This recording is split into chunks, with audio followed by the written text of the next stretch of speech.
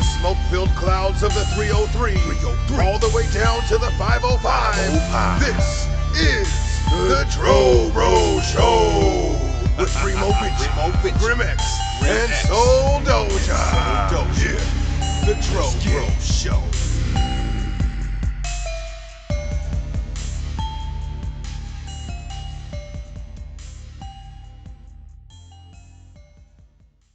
What's up, everybody? This is Mr. Vicious, Rimoe Vinci, and we are back with episode 23 of the Bro Show. And as usual, I'm with my fellow Bro, Grimex. What's up, my dude?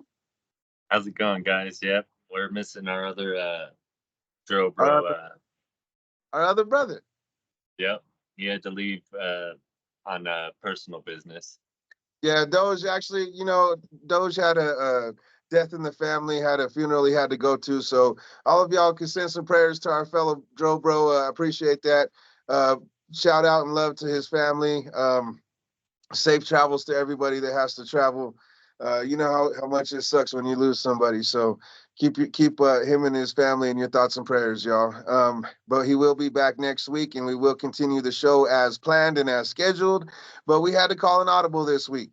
We actually had to call a double audible this week because even our backup kind of fell through a little bit. So Grim and I decided that we would get into some of the stuff that we wanted to get into on our spiritual journey show and a couple other shows that Grim wanted to touch on previously, and now he has that opportunity. So I'm gonna pass the mic over to you, my brother, and I'm gonna let you go ahead and take the point on this, and we'll just go ahead and run with it.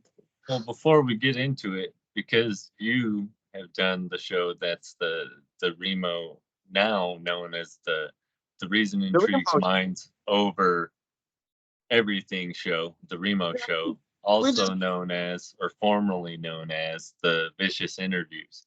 vicious interviews, but we just call it the Remo Show just to make it easy for people because the whole name is a mouthful, So if you know, you know, but if you don't, it's just the Remo Show. But since you think you're the host, so you don't get to explain your whole thing. So I thought I would play devil's advocate in this in the beginning, and for the first part of the show, we get in touch with your part of the spiritual journey and what led Okay. you on your path. Hell Because yeah. something that made me think about it, I guess. Driving home from work, I seen this car and it had all this stuff. Even the license plate said BV Mary. And I kept thinking, what the hell does that mean? And then I was like, oh, Blessed Virgin Mary. And Oh, everything on the car was about Mary. And I understood that this person's a Catholic. And because of the whole Mary, right? And then mm, if you praised, and this is just in the Western base, okay? So if you're praising Jesus more, I consider you more of a Baptist or a Southern Bible Belt type viewpoint, okay? When you refer to God more, or the name not to be referred, or the Hebrew names, or the tetragrammaton, right? When you refer to these things, I understand you're coming from a Hebrew background. When you refer to it as source or all or one, I know that you come from an esoteric background. But if you're referring to prophets and stuff, I understand that you have a Muslim background. You know what I mean? So, in understanding that, I started thinking about it, and I was like, you know what? Since we were doing this audible and we were doing this show about what we want to talk about, yeah. um, relationships, transactions, and how they're the same, I thought, why not at the beginning we get into some of your spiritual journey? No, that's great. That's cool. I like that. Keeping me on my toes. I appreciate that. So that's cool with me. I haven't really said a whole lot. I guess, like like you said, I do host the shows. So being the host, I don't really get as much of the opportunity to tell my story. So that's cool. I appreciate that. Just let me know where you want to start. So, basically, what led you down your initial path? Obviously, you had been brought up in some kind of faith. Well, okay, so I'm what's known as a cradle Catholic, which is somebody that was as a baby baptized into the Catholic Church. I grew up going to Catholic school from kindergarten to eighth grade. It wasn't until high school when I realized that there was a whole nother world out there, kind of thing. It was very much a culture shock for me. But my faith, my faith and I have had a very strange relationship. I honestly don't feel like it's uncommon though. I feel like most of us kind of go through these. Hey, who's our little run in here? Sophie, but she keeps walking around me, so I figured I'd pick her up and show her. Well, cool. She's a good looking cat there. Um, I think my family obviously held a lot of their own like tradition being in the Catholic faith. My dad was an altar server back in Denver in the freaking 50s, you know what I mean? Uh, my mom also comes from a strong Catholic family. So I guess it was just that was just normal for me, you know what I mean? And then going to Catholic school, I had a lot of influence still. You know, we would go to mass during school once a week, and then we would also have regular Sunday mass. So I was in church a couple days a week. I remember singing in mass as like a cantor. I would sing the psalms and stuff like that. I got more involved in things. I was never an altar server myself, but now my kids are. I am now a member of the Knights of Columbus in my parish, which is a pretty awesome organization to be involved with. Um, there's been a lot of ups and downs and a lot of growth. When my dad had passed away when I was 17, I was the one that found him. I got real self-destructive for several years. And this is honestly around the time when I met you. I was 19 when I met you. So just a couple years later, I was already in that self destructive phase. And I think I was searching for something. I think we're all searching, always. I don't know if any of us have ever found what we're looking for exactly. I think we're always searching one way or another for peace, for prominence, for prosperity, for something. And at that time, I think I was in search of a vision, a purpose, a something, because I didn't know. I had lost a big part of my identity, I think. And as the next couple years went on, I felt like I kept getting some of those blows, those identity changing situations in life. And there was only a few constants, for me. Family was obviously a constant. My friends, you guys. My faith was something that I knew was always there, but I chose to ignore it a lot of times. I kind of kept it very much on the back burner, and I didn't really try to avoid it per se, but I didn't really try to explore it either. You know, and it was around the time when I had my first child when when my daughter got baptized. I decided to get a little more open in my heart, I guess I could say, soften my heart to the craziness around me, because I had become so accustomed to hardening it for so long now, that I kind of made that decision to try and soften it up now that I was a father. You know what I mean? And honestly, I think it really took my kid's mom going on her faith journey and getting baptized and getting all of her sacraments that she did freely. She wanted to just make this change in her life. And it was very inspiring for me, because I saw the changes it was making in her, and how positive it was, and how beautiful it was, and how I was I wasn't as supportive as I should have been in that situation with her. And I didn't see that until it was kind of too late, like almost in hindsight.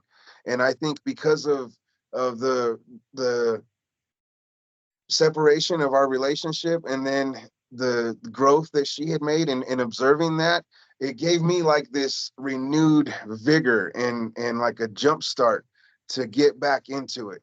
And I did, and I haven't looked back since. I decided I wanted to start going to mass again, and then it became very regular every Sunday. It became another new tradition, like with my mom and our kids. And it was like a family thing. We would go together, and we would, obviously the kids were real little, so they didn't really know at the time, but they've been brought up in it ever since. So now, like I said, they're altar servers, they're people of faith themselves, young adults almost, you know what I mean? Little teenagers that are growing in their own faith journeys now.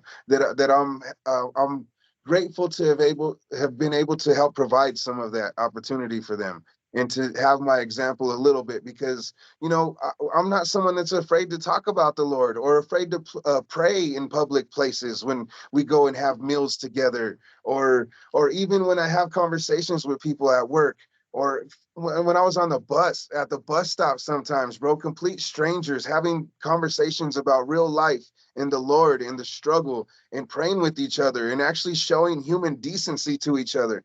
I started seeing all these kind of things, bro, and it just like would it would give me this renewed sense of purpose, and like it kept happening, and I was in such a dark place in my life that I needed that. I needed that to shine some light to pull me out of it. You know what I mean? And it kept happening. It kept happening. And I felt lucky. I felt like the Lord sends us angels, you know what I mean, in different forms all the time. And sometimes we don't recognize that, but sometimes we do. And sometimes we see these people for who they are, bro, and they're just these beacons of light that just pull us out of those places like I was talking about, man. And I had that happen to me enough times to feel like not only was I lucky to experience that, but now I felt a new responsibility to be that now, to be a beacon of light for somebody else because of how strongly it impacted me. And I try to find opportunities to do that as often as I can. And it's hard. I mean, we live crazy lives, all of us. Every single one of us has a busy life. Most of us have families. Most of us have jobs and responsibilities and different things pulling us in different fucking places. And it's hard to be that. It's hard to be this Christ-like person in today's world, you know? But I feel like it's completely necessary, bro. I feel like we need to love each other and we need to accept each other and understand each other first and foremost to be able to live harmoniously with each other. You know what I mean? Because we all need each other. When you have a baby, they tell you that it takes a village, right? Well, that shit doesn't stop, bro. It doesn't stop like once they become toddlers or some kind of shit. We need this village for the rest of our existence because our existence depends on the village. And it's Yeah. crazy because if we didn't have them, we wouldn't be who we are. They make us who we are, the people that we surround ourselves with, these people that help bring us up and teach us. So, with that being said, like I feel like this huge responsibility to be the best possible version of myself that I could be as a part of other people's villages.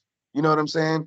So whatever opportunities come up, no matter how taxing it may be, no matter how tired you may be, no matter how pissed off or whatever kind of mood you're in. And trust me, I'm a moody motherfucker. Sometimes I get in some shit and I ain't trying to hear nothing from nobody, bro. And then somebody will come and bring some shit to me, some like real deep, heartfelt shit. And what am I supposed to do? Be some asshole about it and dismiss them? Nah, man, I gotta swallow my shit. I gotta deal with my own shit real fucking quick because this person needs me real quick. They need a little bit of attention, a little bit of love, and like, bro, to be able to provide that for somebody. You have provided that for me many a times. And to be able to provide that for somebody is a blessing in itself. And like to pass up that kind of a blessing, bro, is wrong. You know, when you have those opportunities, you need to take them because you never know what it can do for somebody. And my faith journey has, like I said, had lots of ups and downs. I know I kind of strayed away from a lot of that, from a lot of my story here. Um, but nonetheless, bro, it's been completely necessary. All of the ups and all of the downs have been a perfect balance that has led me up to where I'm at now. And I'm still striving to be the best possible version of myself. And every day I make mistakes. Every day I fuck it up. Every day I have a new opportunity to fix it though, and to clean it up and to try and be better than the day I was, than the way I was the day before. And that's encouraging. It's very encouraging that you could have a bad day, but that's where it needs to stay, as a bad day, because the next day can be a great day. And every day I feel like it's important to remind each other of that, because sometimes we could get so stuck and lost into that pit, into that black, dark, deep zone where it becomes not just a day, but a couple days, a week, a month, a fucking year, a lifetime of despair and heartache. And it doesn't need to be that. If we could actually shine that light on other people and help them out of it, at least be that seed and at least try to water it every once in a while and see if it grows, see what happens there. And I'm not saying, like, we get into this into like religious discussions, and the word evangelization gets brought up sometimes, not necessarily with us, but just in discussions in general. And like, I have such a hard time with that sometimes, because it's like you're trying to turn people. You know what I mean? You're trying to flip them or whatever. And to me, that's the complete opposite of what you need to be doing. You just need to go and act. You need to show something. You need to do something. Fuck trying to change people. Fuck trying to get them to commit to your ways or doing any of those kind of things. What you got to do is you got to be the change. You got to go help them. You got to do whatever it takes to get them to that next level of understanding or feeling better or whatever it may be.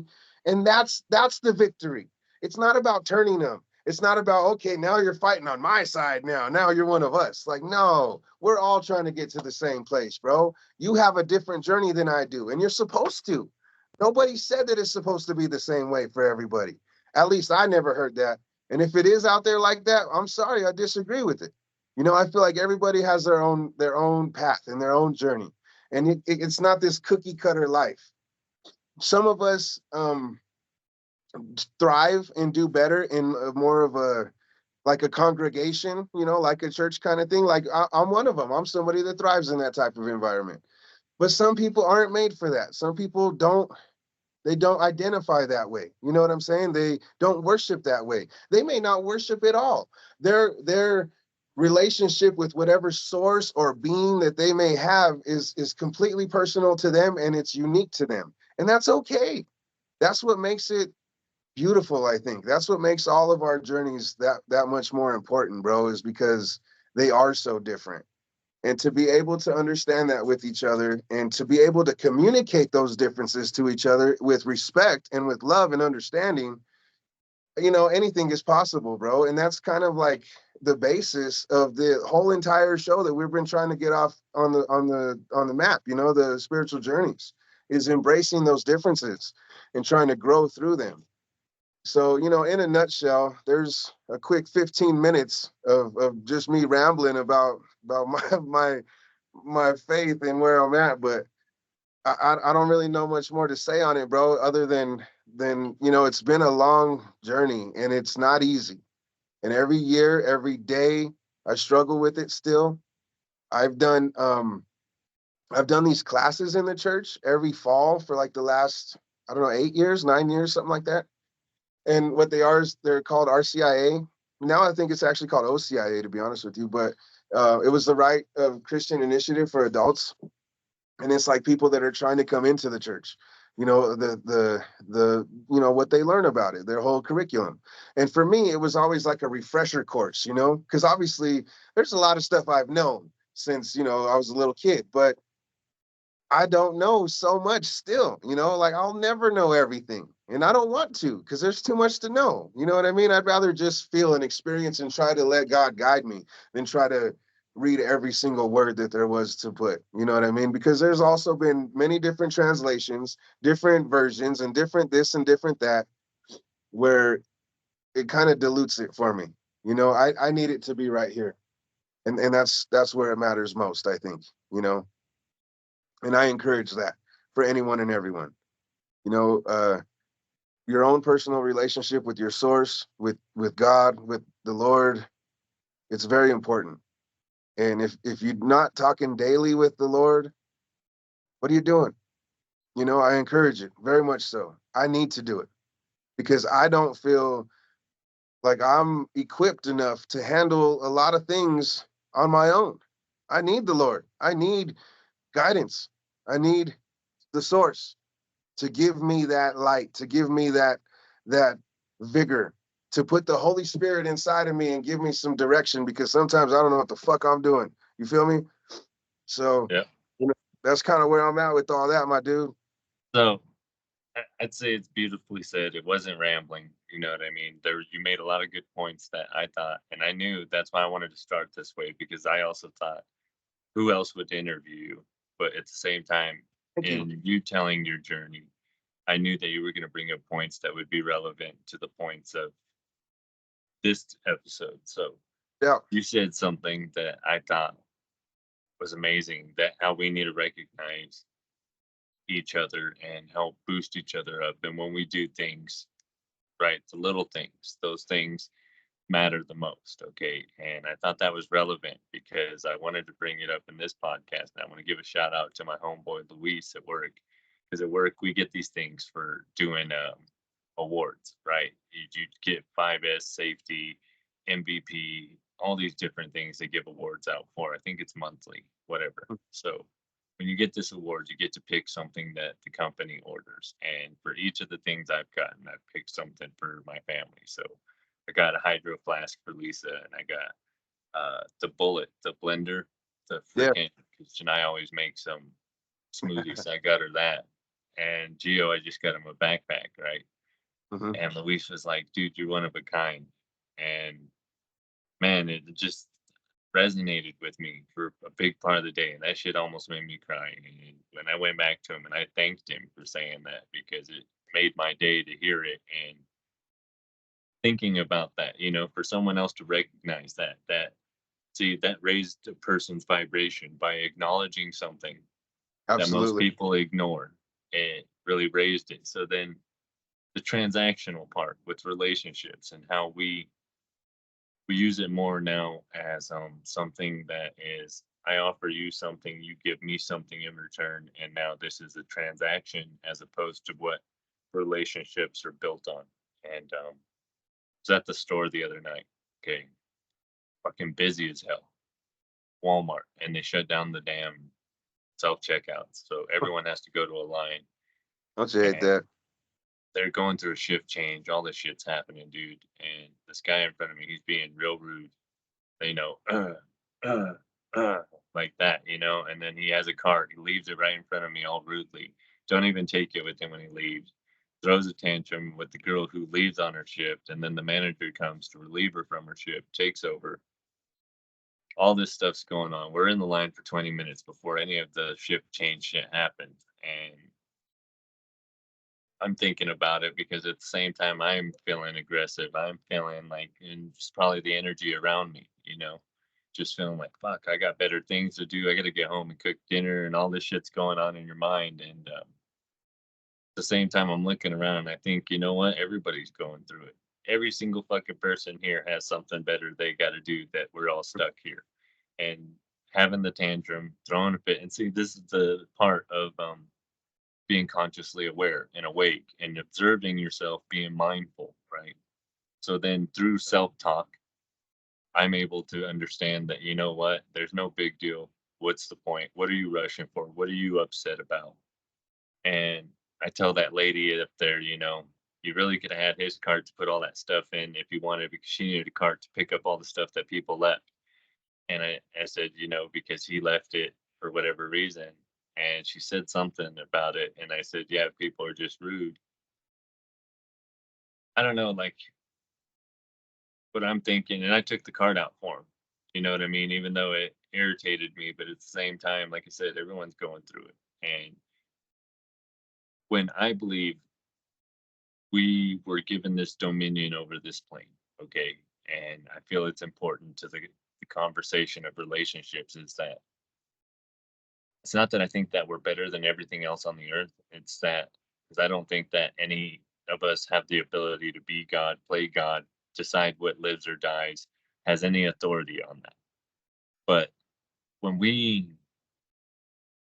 have this world and we share it, and where we were given a conscious mind, that was given this world, but we weren't just given this world. We were given a responsibility. So conscious, to be consciously aware. That means to be observant of oneself, to be mindful of yourself and others.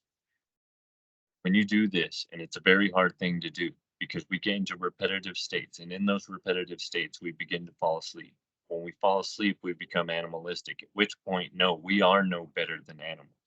Mm-hmm. But we were given this ability to have a conscious mind, to say I, and understand that that I means this physical body, this conscious mind, and the spirit that inhabits this body from the Mm-hmm. other domain. Okay. We say I, and we mean I. That gave us a responsibility to our brothers and sisters and everything on the planet. And then that's that gift that was given to us when people talk about it in the faith. Okay. When we're Mm-hmm. talking about, oh, we were given this earth, we were given all this dominion and the animals there within and the food and all of this stuff, right? That comes with the cost, and that cost is responsibility. And the responsibility is what I'm talking about. And when we fail to do these things, the world becomes worse. We create a more negative atmosphere. We create more negative vibrations, and this goes to the transactional relationships, right? Mm-hmm. So, okay, well, we were talking about what you said about how you don't want to read the scriptures and how this is what you care about. Okay, I resonate with that because I believe it's an individual journey. However, other people would take offense to it and they might become extremely upset, angry, whatever. At which point you have to ask yourself, why does this make me feel angry? What is it about it that upsets me? What inside myself is not right? And see, this is the self talk Mm-hmm. that is making you more consciously aware, more mindful and observant, right? So, Well, hold on. that, Before you get too far though, like I don't want to make it sound though as if scripture or the word is not important or whatever. I mean, I got scripture, tatted on me for a reason because it is very important still.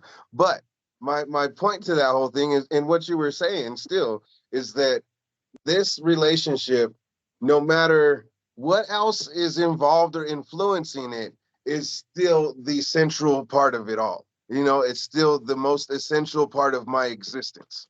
no, but So, I'm just trying to make a point about a very controversial thing, right? So, faith, politics, and bad diatribes. These are very things that you should not be talking about because you're usually yeah, going to incur some kind of aggressive behavior, some yeah, negative behavior from somebody. So I was yeah, just using this example because I agree with it, but I'm using this example, particular statement, as where, like I'm saying, that we judge them.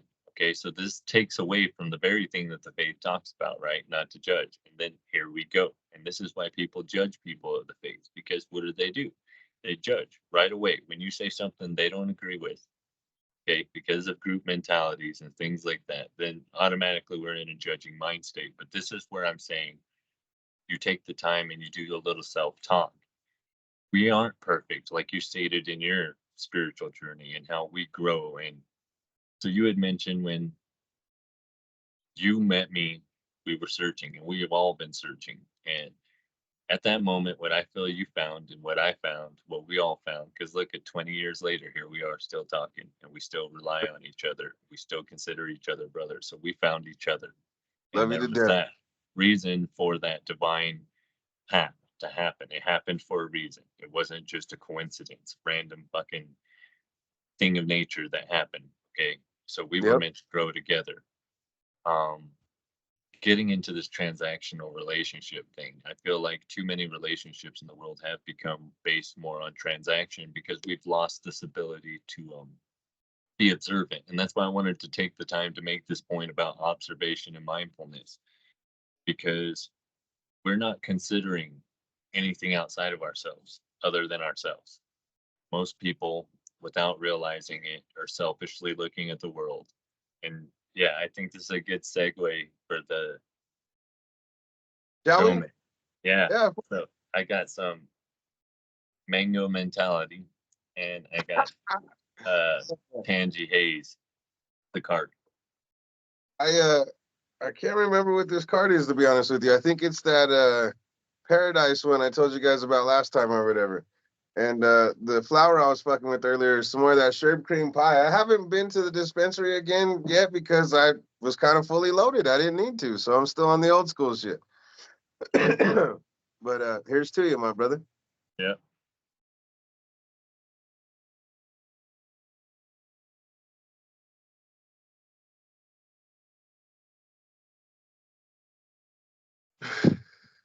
And that has been the drumming of the week. Had to lighten it up for a second. Fire it up. Fire Fire it up. it up. This one's for you, Doge. This one's for Yeah. you. So back on the subject of it is that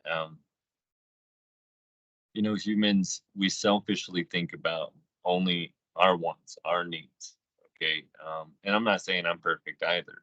That's why I do the self-talk and through self-talk. Because look, yeah, like I said, at the grocery store, I was feeling angry and aggressive and everything too.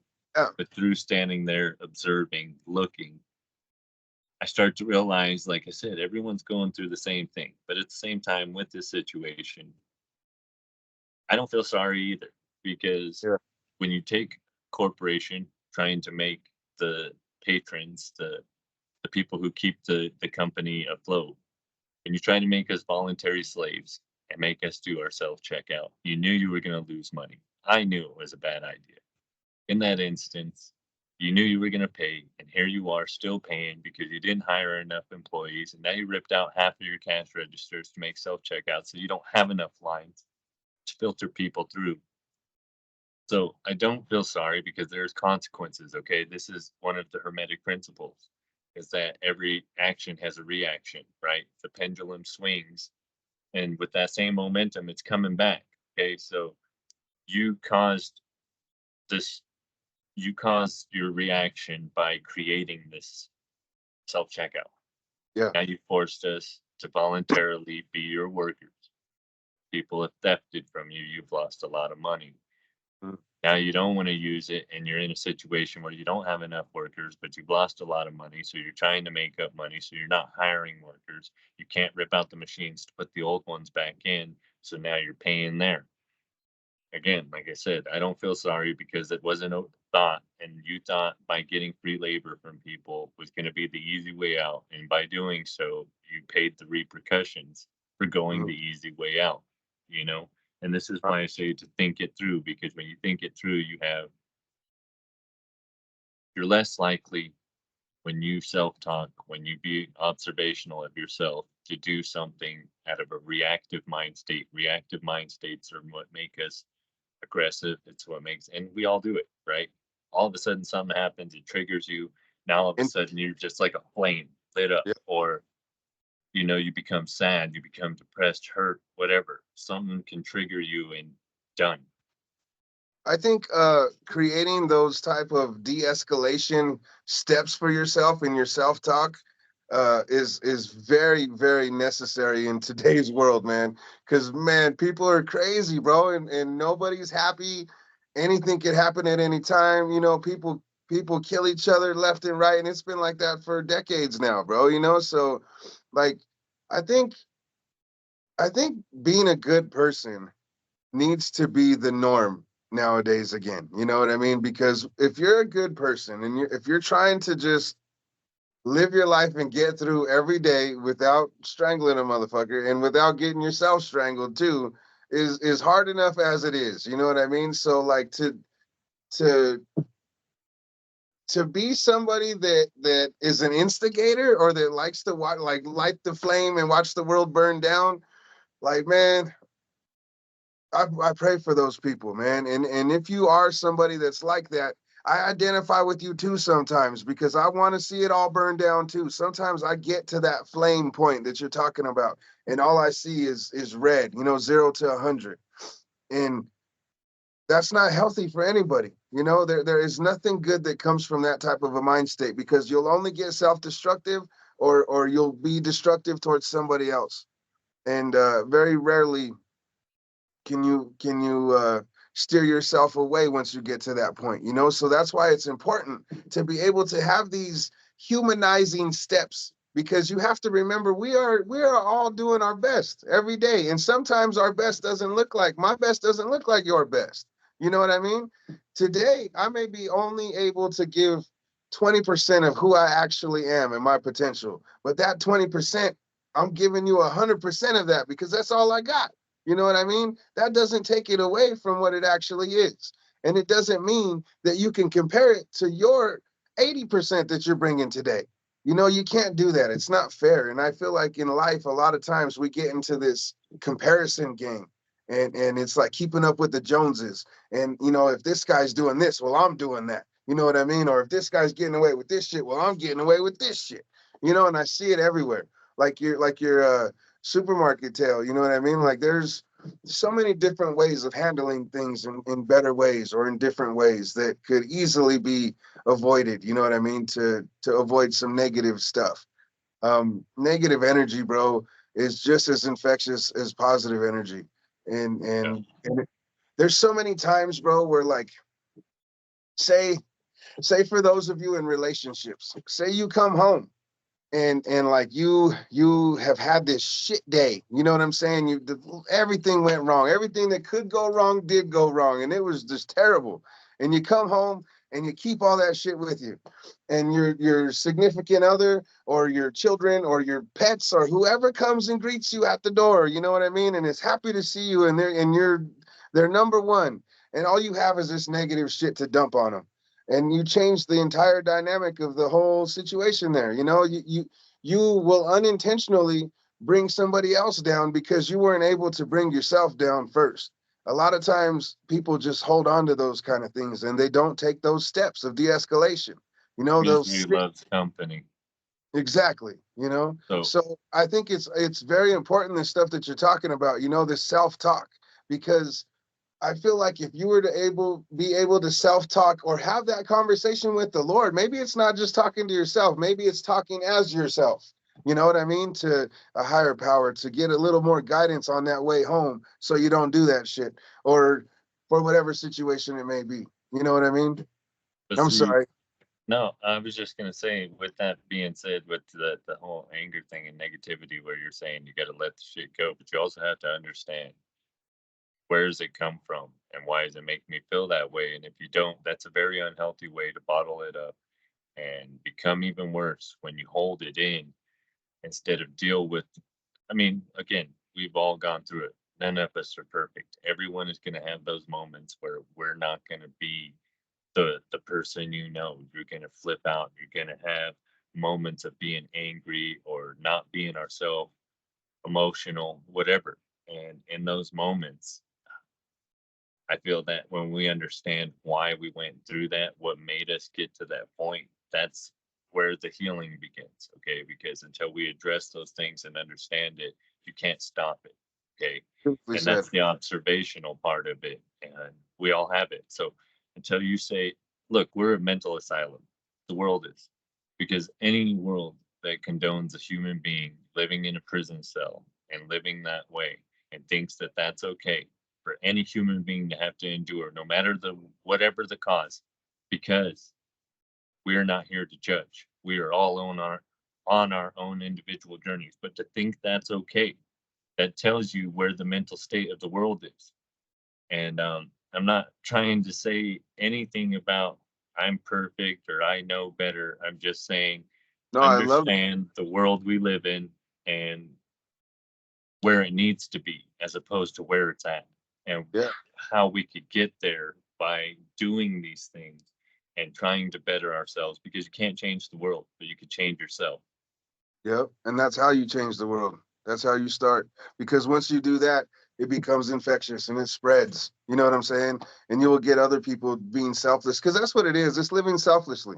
You know what I Yeah. mean? If you're able to do that genuinely, if you're able to do that without any kind of expectations, without any kind of get back, you know what I mean? That's where the beauty of it is. You know? So I definitely think we're sick people. I said this in my spiritual journey about why I went to church, because I viewed it as a place like a hospital for sick people, right? I didn't go there because I thought I was doing better, I was being more righteous or anything like that. I went because I was sick, something was wrong with me, Love that. and I needed to get better. Thank you for reminding me of that analogy because I that's not something I keep with me all the time, but I love that. That's a very insightful way of putting it. You know what I mean? Because it's very true. We are sick people, and that's where we do go to get healed. You know what I'm saying? Yeah. Like that's what it's about. So I love that. And I know I've said before, that I am more about the individual journey, but like Remo's story just recently, there's a lot of good that could come out of a group setting, okay, a group journey. And I've never said don't go to the church. If that's the way that it benefits you, if that's how your spiritual journey is meant, then by all means, this is your journey. Okay. Unfortunately, mine isn't that path. And I had to go that path to understand it wasn't my path. And of course, I'm still on the same faith journey, and I still have a lot of similarities with the beliefs from people of church systems. But my beliefs are varied in a lot of aspects. And because of that, there we go with the judging, right? So, again, there's a lot that humans could do to better understand. When we understand that everything outside of ourselves is also us, then we're less likely to want to have those feelings and necessities to want to hurt or take vengeance on those things, because then it's you. It's Yep. not something separate out of yourself. It is you. Yep. And like I think this has been something that you've kind of struggled with as far as it relates to like our shows and talking and stuff, because you're not someone that tries to welcome conflict or any kind of issues like that. You know what I mean? You're someone that's just trying to live and let live, and you're not trying to be judged for a lot of your mind states. So I think it speaks highly of you already, and your character and your passion about the journey, because you're willing to put yourself out there in that vulnerable state and to be in that place, bro. You know what I mean? No matter what's gonna come at you. And to me, that's always been commendable. I think it's a beautiful thing. It's very endearing. It makes me proud to be your brother. You know what I'm saying? Because you're still trying to figure it out, and you're not afraid to learn with everybody else. You know what I mean? And I think that's another thing that needs to be more commonplace, bro. I think we need to not be afraid. We need to be more willing to understand. You know what I mean? And I think it's so easy. It could be so easy. I have friends near and dear to me, bro, in all different walks of life. And if you were to line up, I've said this 1,000 times, if you were to line up my brothers, dudes I call my brothers, you would see so many different types of motherfuckers in this line, bro. And there's probably about 10 of y'all, and y'all know who you are. You guys are all my brothers. But to see you guys next to each other would be so funny to me, bro, because it would blow people's minds, how different the array of characters are, and the different lifestyles and backgrounds that they come from, but they're all the same brother. You know what I mean? They're all the same right here and right here. And that's special, and because of that, I think it's always excited me with the possibilities of whatever that camaraderie could like eventually turn into. You know what I mean? Business wise, personally, in all facets of it, because there's so many strong personalities there, and so many like skills and talents and God-given gifts. You know what I mean? There's something has to explode here, with this meeting of the minds here.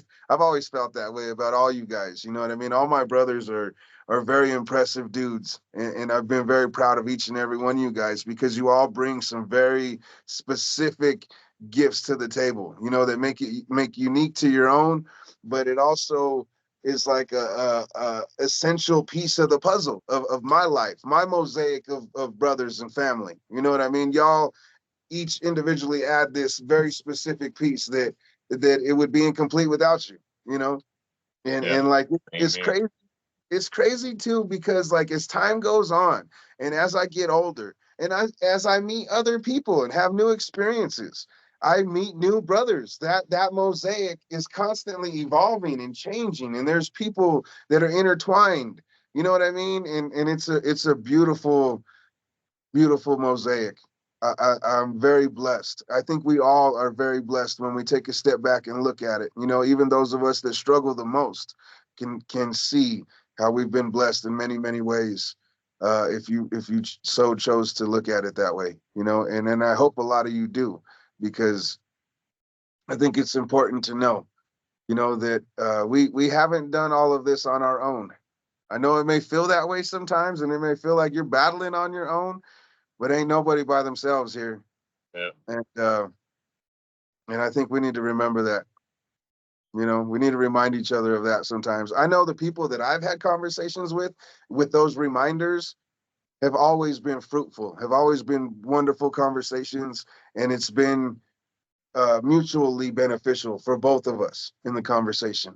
Just to talk about it, just to acknowledge it, and to understand that we are here for something greater than us and just ourselves and our own gifts, I guess. Don't get me wrong, bro. Like, I love music and I've always wanted to be this freaking star, bro. I've always thought I was dope, you know what I'm saying? But that has not always just been the mission. That may have been a goal at a certain point or whatever, but it's so much bigger than that, bro. You know what I mean? Like, my gifts and my talents have clearly been used for many things, dog, in many different areas where I've been able to entertain, or I've been able to contribute on like spiritual levels, or really help somebody, emotionally or spiritually. Those are the golden moments, bro. You know what I mean? Like, there's so many things, man, to be grateful for, and when you use your gifts for good reasons and for good things, I feel like God appreciates that, and He remembers that, and He smiles down, and usually when He smiles down, some cool shit happens. So I encourage that shit. Use your gifts. Everybody has gifts. We all have something. Everybody has something that makes you dope. You know what I mean? Use that Yeah. shit. Use that shit. Take whatever it is and do something with it. Like Treat like inspire the world.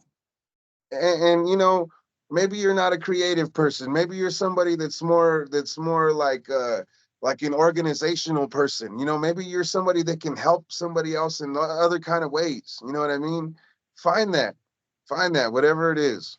Search for it. Look inside yourself, or ask for discernment. Find some guidance on it, because I encourage that shit. I think that's where the most growth is made, is when you're not focusing on yourself.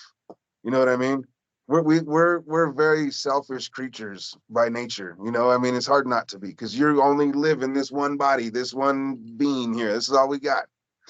Everything else is something we have no control of. This is the only thing that we got. So it's hard to not be selfish sometimes. But when you're taking yourself out of it, I feel like that's when you grow the most. Yeah. So that's necessary. My fault. I keep rambling on all this shit, bro. We No, we you're be getting good. some crazy topics here. This is a And we're great show. hoping we're hoping to get some comments on this episode. We're hoping that some of you can put your ideas and thoughts in there. There's some things going on. Get involved, y'all. We encourage it with every episode. I mean, our last episode with Nate the Great has been our most viewed episode yet, and we had a few comments on there. So thank you guys for listening, and for obviously appreciating it. You know what I mean? I hope we're doing a good job on our end, but help us out. Give us some feedback, and if you are feeling some of the shit we're talking about, give us the old thumbs up. Or if you're like me, the shit don't fucking work anyway. So. You know, I Yeah. I, appre- I appreciate all of y'all. I do get feedback from people. I do get some appreciation from people for some of the stuff that we've done here. So thank you guys for listening, and for watching. Those of you that watch. Um, there's so much to really dive into with a lot of these things, man. When we talk about transactional relationships, like, it really goes into every kind of relationship, whether it's a spousal relationship, or with your kids or other family members, or even something as simple as like a coworker, or the cashier at the grocery store. Every relationship or every interaction you end up with people turns into some kind of a transaction at some point. And it's all about the deposits and withdrawals. If you're Exactly. giving them the right type of a deposit, you will get the right type of withdrawal back. You know what I'm saying? But it has to start with you. And I think a lot of people fuck that up. I think a lot of people are very prideful and stubborn and stuck up, and you got to make me fucking be impressed first, and then I'll fuck with you. You know what I mean? And I think that that's the wrong way to do it. I think you have to be the one to initiate the positive nature of the situation, whatever that may be. And once you initiate with your positivity, well, then it becomes infectious and you get it back, no matter what it And is. that ties into the fucking conditional and unconditional love, right? When Okay. you know, for those of you who don't know, Chris Rock said it in stand up and it's become a thing. He said that the only thing in this world that get condition or unconditional love are children, women, and dogs. So basically implying that men never get unconditional love. We get conditional love. That means you get love when you meet the conditions that are desired of you. And Sadhguru had said that when he was asked about the thought on the conditional and unconditional love, that he felt that there's no such thing, that these are things that we deceive ourselves with because there's only love and something that is fake masquerading as love. He said there's no such thing as conditional or unconditional. So we actually talked about this once before. I remember you brought it Yeah. up in a conversation once. And I'm glad you brought it up again now, because I would like to get into some of this because I need some more clarification for myself. Now, do you feel like when he says that, he means that if you weren't able to give everything you got in whatever particular situation, that you just didn't love? Like that is plain and simple, like that, cut and dry. Because to me, it's not. It doesn't sound like that, and it doesn't feel like that. I feel like there's still love, even if you don't cross that barrier sometimes. You know what I'm saying? Even if you're not able to give whatever is being asked or whatever. I don't think that takes away from the actual love itself. I don't think the love should be judged on the actual act or transaction and in the moment. You know what I'm saying?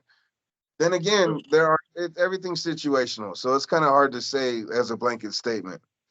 be honest, and I mean, obviously we can't speak for everybody, but I feel love is um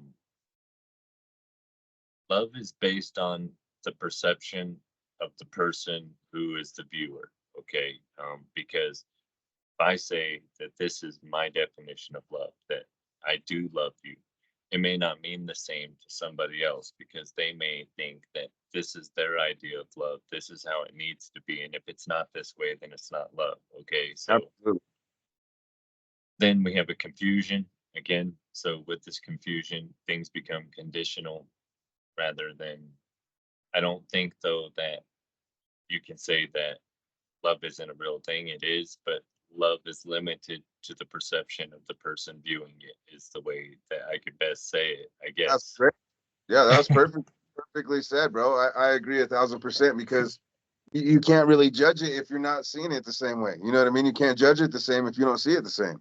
So But beautiful story, since we were talking about spiritual journeys, that associates to love. And I always bring it up in conversations of love because it's a perfect example. And people don't see the allegory behind it. Instead, they just see the direct story. They're not see, but that's what the thing is it's meant for us to interpret it in our way of life and understand it and then live by that. And then that's what the messages are for. So the story of Samson and Delilah. Okay, so he has 7 dreadlocks. It's very specific about that, and these dreadlocks give him power. And he was prophesied to bring greatness to God and the armies and the Hebrew people. And he did things, but he didn't want to do them for God. He wanted to do them for himself. Okay, and through all of this, he ends up finding love because the Palestinians, they basically hired Delilah to come and fall in love with Samson and to learn the secret of his power so that they can exploit it. And yeah, he falls greatly in love with her. But see, everything in his life is about what he wants, not because he was doing it for the glory of God, which his father warned him and told him that's what he needed to be living for. That's what he needed to be doing. That was his path. That's what you're born for. But he wanted to fight against it and he wanted to do what he wanted to do. Not like, no, I know I'm destined for this, but I'm going to go and do this because I seek the glory. So in that, he ends up telling her after 3 times of her asking, and he lies to her, and then she finally tells him, "Well, if you really love me, you'll tell me your secret." So he tells her, "Well, if you cut off all my hair, my power will leave me."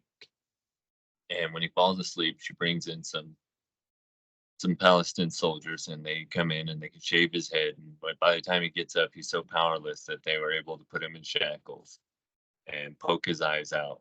And so he sits in a cell awaiting his judgment. His hair's growing out, and he asked to do it in the name of God. And he it said that in death, Samson took out more Palestinians than he ever did in life. Okay, even when he killed 100 men with a donkey's jawbone, they're saying that he killed more people in death for the glory of the Father. Okay, now I'm not condoning the death thing or anything, but the purpose of the story was is that love is blind, and that those that are in the moment, they can't see what's going on. Obviously, you as the viewer in the story, you're reading it, you see all the deceptions, but you're looking at it from a detached perspective outside of the emotional attachment.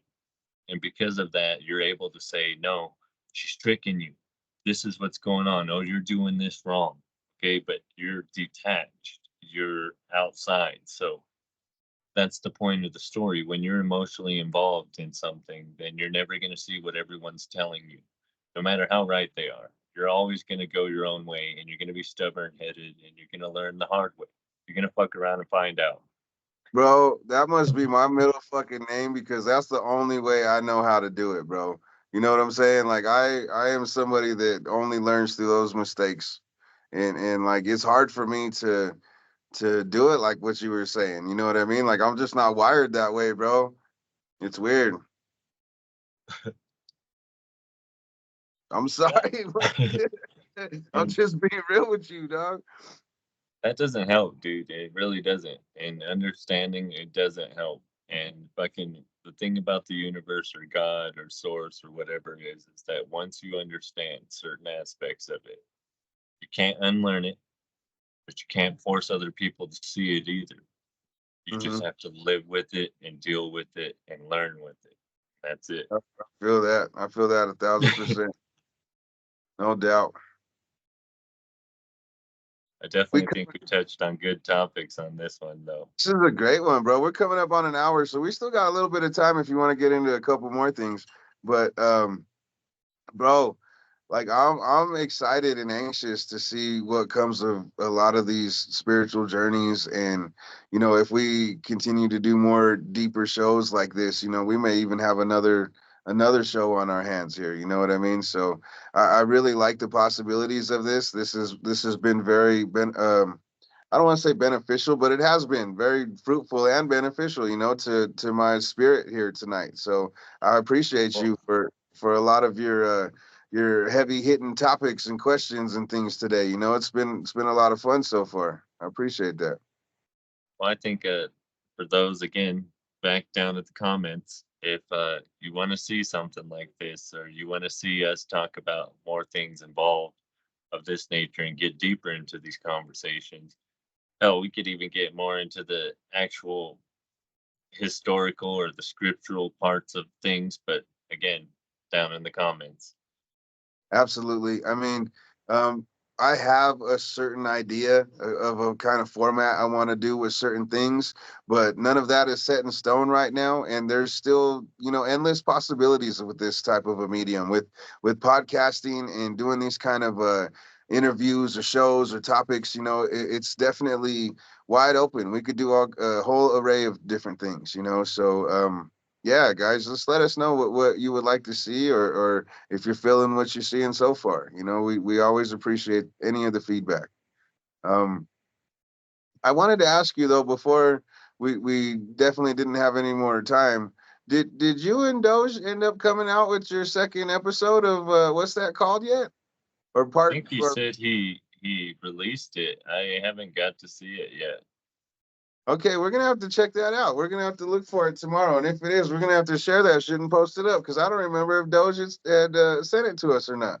So he was actually playing with people by releasing part B first and then part Yeah, A second. So yeah, you they- got to oh, watch it to get the whole aspect of the conversation. I guess you really don't, since it was a two-parter and it was two different conversations tying into the first conversation. But is is this the one where I have a run in, or is that a different show? no, you were on the first one, the No, part A. wasn't there another one? Didn't wasn't I like a guest in for like the first I don't know 10 minutes or so, and then I bounced out? Yeah, but I thought that was the first one, wasn't it? Ah, there No, was. part A. I'm gonna have to look. I'm gonna have to ask Doge because I'm pretty sure there's another little Remo running in the archives there. Part B. I'm not sure. I can't remember. It was like you guys were gonna get started right away, and I gave you No, guys that was part A, I think, because part B lasted like 2 hours. y'all be doing the marathon episodes, bro. That's crazy. No, but it's like this where we just did back to back, so it's basically the same thing. So, Yeah. um, Well, that's cool. Well, my brother, was there any other questions or any other things you wanted to throw at me real quick? no, I think we're about good right now. Well, that's great, man. This has been very fun. Like I said, it felt good too. It was kind of therapeutic to talk about some of that stuff. So I appreciate that. That was real nice. Yep. Um, I think we like I kind of alluded to earlier in the show, we have lots of cool stuff coming up, man. We got some really cool episodes we already got planned out. Back next week, we'll be back to regularly scheduled programming with Doge, and we got some more cool stuff for you. I don't know if I will be able to do another spiritual journeys this next week, but I do anticipate before school starts to be dropping another Slicks double cross. So I'm anxious for that. Hopefully, we get to change that format a little bit too, and you get to actually see what we're watching too. You know what I mean? Because that makes for a lot more fun of a watch along to actually see what we're watching.